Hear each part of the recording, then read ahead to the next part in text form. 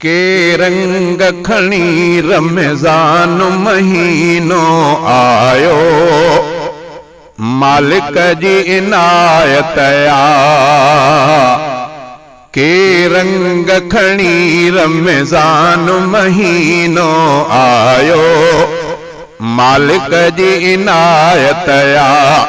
मालिक जी इनायत आ, रब बख्शी राहत आ। मालिक जी इनायत आ, रब बख्शी राहत आ। के रंग खणी रमज़ान महीनो आयो, मालिक जी इनायत आ। के रंग खणी रमज़ान महीनो आयो, मालिक जी इनायत आ। मालिक जी इनायत आ, रब बख्शी राहत आ। मालिक जी इनायत आ, रब बख्शी राहत आ।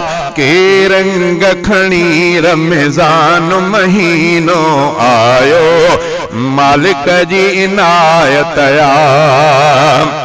शुक्राना बजा आणियो, मौला जी रज़ा माणियो। शुक्राना बजा आणियो, मौला जी रज़ा माणियो।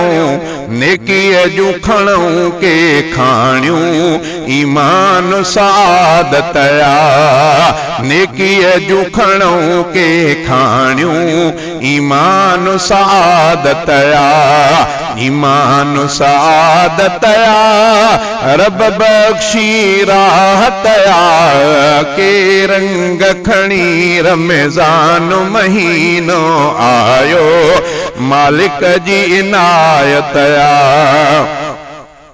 के रंग खणी रमज़ान महीनो आयो, मालिक जी इनायत आ। मस्जिद में तरावी हूँ, अल्लाह कंदो थींदियो। मस्जिद में तरावी हूँ, अल्लाह कंदो थींदियो। खैरन सां खुशीअ सां पढ़े बियूं, पुरलुत्फ़ इबादत आ। खैरन सां खुशीअ सां पढ़े बियूं, पुरलुत्फ़ इबादत आ। पुरलुत्फ़ इबादत आ, रब बख्शी राहत आ। पुरलुत्फ़ इबादत आ, रब बख्शी राहत आ। के रंग खणी रमज़ान महीनो आयो, मालिक जी इनायत आ। के रंग खणी रमज़ान महीनो आयो, मालिक जी इनायत आ। सहरीअ जो मज़ो वठबो, इफ्तार जो रंगो रखबो। सहरीअ जो मज़ो वठबो, इफ्तार जो रंगो रखबो। क़ुरान शरीफ बि पढ़बो, जैसां क़ुर्ब निहायत आ। क़ुरान शरीफ बि पढ़बो, जैसां क़ुर्ब निहायत आ। जैसां क़ुर्ब निहायत आ, रब बख्शी राहत आ।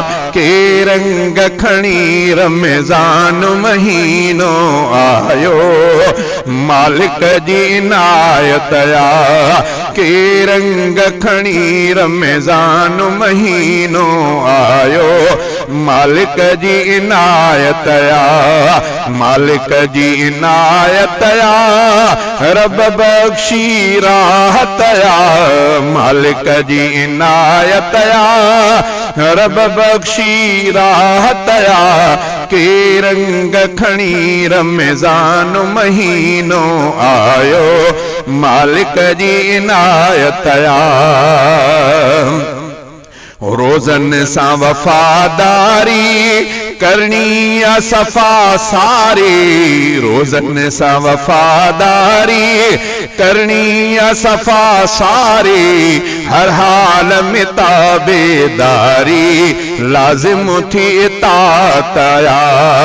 हर हाल में ताबेदारी लाजिम थी इतातया, लाजिम थी इतातया रब बख्शी राहतया के रंग खणी रमज़ान महीनो आयो मालिक जी इनायतया के रंग खणी रमज़ान महीनो आयो मालिक जी इनायतया भागन जी रफीक भरी आयो ही खणी आवरे भागन जी रफीक भरी आयो ही खणी आवरे हथ मान वने ही निकिरी खणी न मलामतया हथ मान वने ही निकिरी खणी न मलामतया खणी न मलामतया